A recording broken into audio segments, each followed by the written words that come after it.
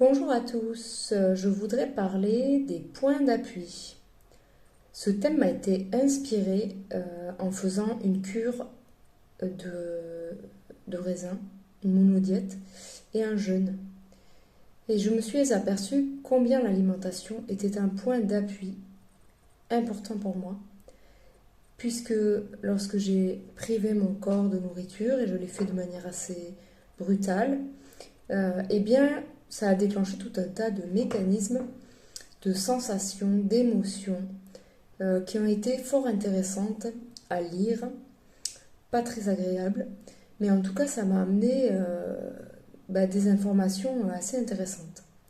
Et je me suis dit que finalement, euh, nous, nous avons plusieurs points d'appui pour asseoir notre être et pour vivre cette existence au mieux. Des points d'appui qui nous sécurisent, qui nous, qui nous font du bien, qui nous amènent de la douceur, de l'apaisement et qui nous permettent finalement de vivre cette vie qui n'est pas toujours facile. Et du coup, je me suis dit, mais quand on enlève un de ces appuis, ça crée quand même pas mal de réactions, notamment affectives, émotives. Et c'est très intéressant de pouvoir le côtoyer, cela, et de pouvoir s'en rendre compte. Parce que si nous cheminons vers une architecture autonome, c'est-à-dire que le seul appui que nous aurions, c'est nous-mêmes, c'est notre lumière. Ce n'est plus la relation amoureuse, affective, les copains, l'alimentation, le sport, les activités extérieures, euh, le travail, les objets, les lieux, tous les attachements aussi. Donc, je conscientisais cela en me disant que c'était peut-être intéressant de savoir se situer par rapport à tous les points d'appui que chacun peut avoir dans sa vie, les connaître et pouvoir expérimenter comme là au niveau du corps, quand je lève un point d'appui euh, de ma vie, qu'est-ce que ça engendre et de quelle manière finalement je suis bouleversée, je suis déstabilisée, je suis astralisée, c'est-à-dire je suis manipulée.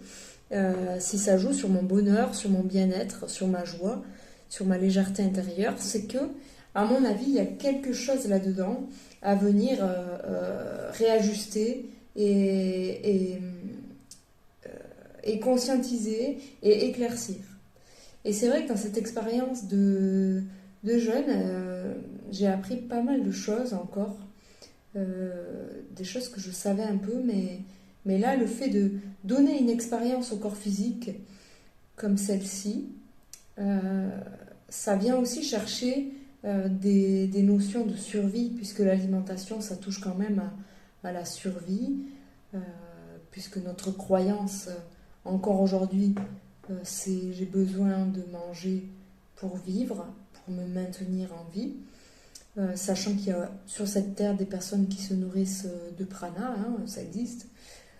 Euh, bon, ce n'est pas du tout un objectif à atteindre parce que je pense que nous n'avons pas du tout les mêmes besoins et nous n'avons pas les mêmes physiologies aussi. On a certaines fragilités, on arrive avec des terrains, des tendances et ce qui est important c'est bien se connaître. Mais quand on peut se sentir prêt à explorer de nouvelles choses, ben, pourquoi pas se challenger avec un jeûne ou une monodiète ou un jeûne intermittent. Il y a plein de choses qui existent. Et on peut le faire de manière tout à fait intuitive.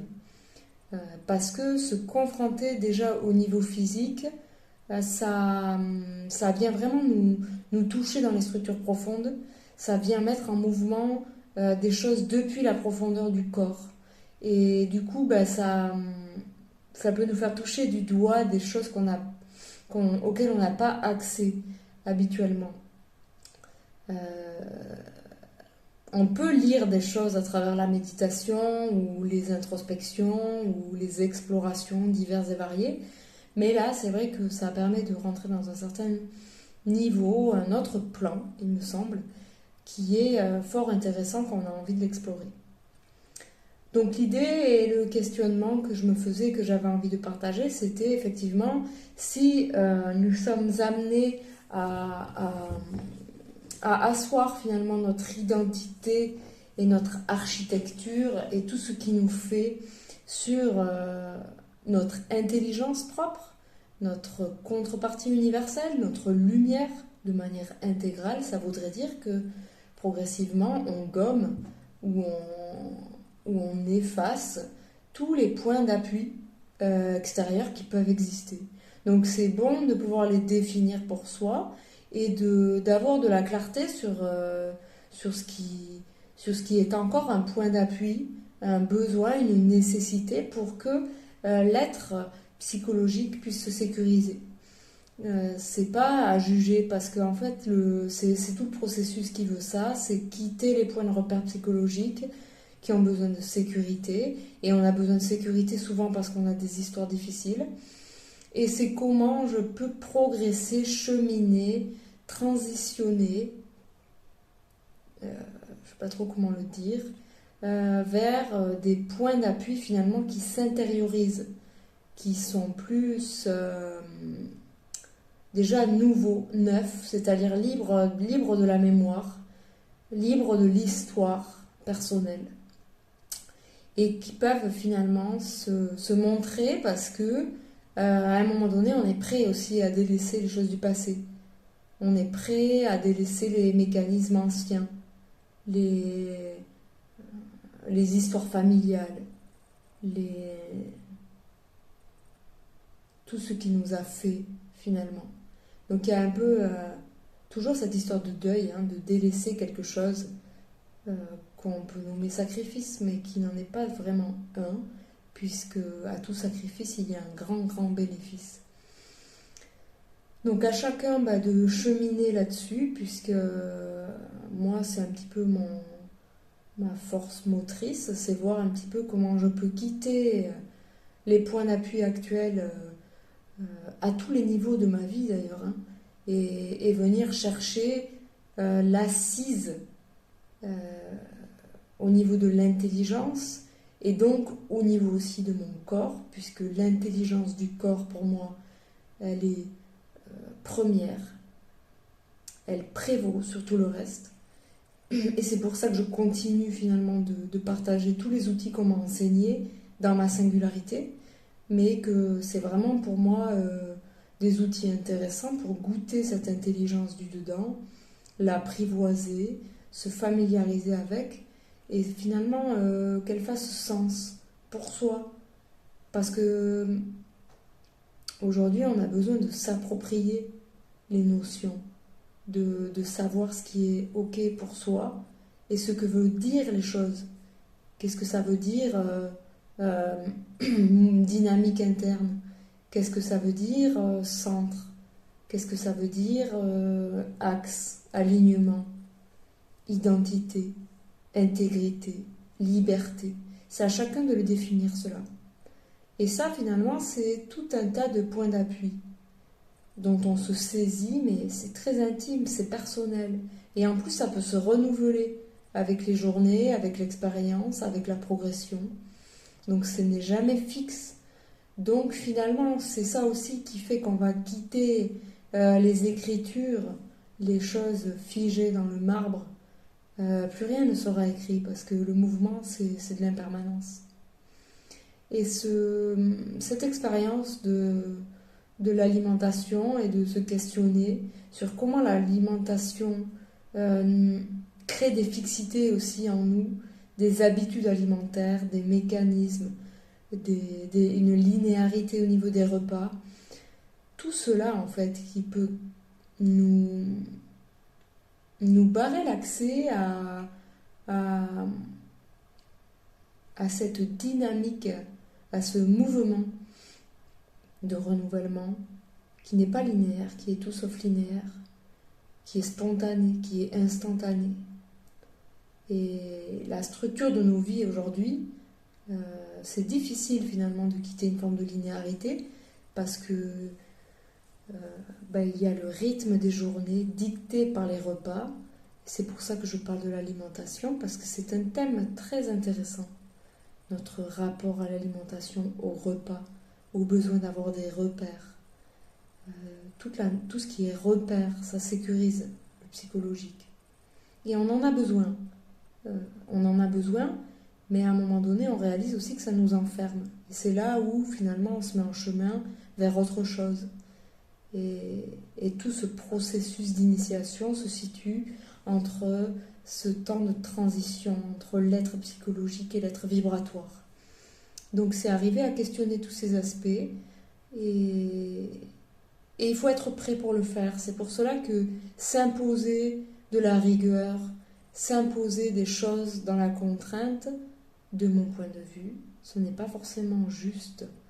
Parce que pour pouvoir accueillir ce qui peut être mis en mouvement quand on arrête de manger, par exemple, il faut être prêt pour le faire parce qu'il faut une forme de stabilité, de points d'observation déjà bien construits pour pouvoir se saisir de ce qui est mis en mouvement, de ce que ça déclenche, de comment finalement la mémoire de l'âme se met à crier, se met à dire mais qu'est-ce qui se passe, qu'est-ce que tu fais, tu me donnes plus ma dose de sucre,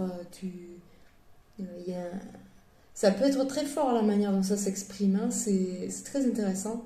Donc il faut être prêt à pouvoir déjà le vivre, parce que c'est très confrontant, ça peut être bouleversant, et il faut déjà avoir construit un espace en soi qui a une capacité de mettre en perspective l'expérience.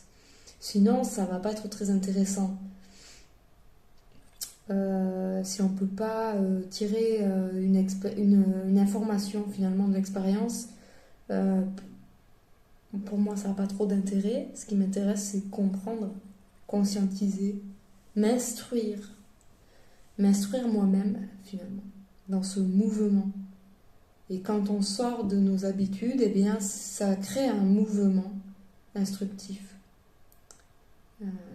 Donc ça, il faut être prêt pour pouvoir le vivre, et donc il faut déjà avoir une certaine solidité, une certaine stabilité, bien connaître son corps, avoir de bons appuis pour observer tout ça en arrière-plan, avec quelque chose qui est calme, qui est stable, qui est solide, qui est posé.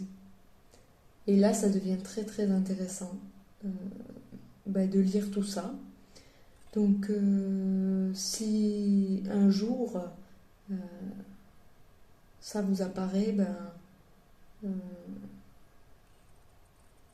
c'est une bonne expérience, oui. C'est une bonne expérience, une belle instruction.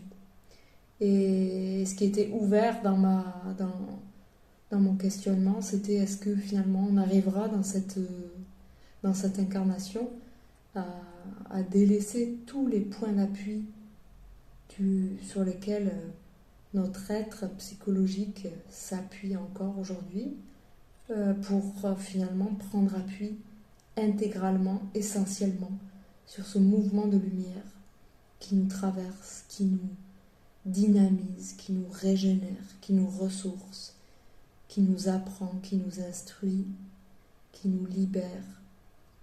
Je ne sais pas si c'est possible, mais question ouverte. Allez, à plus tard!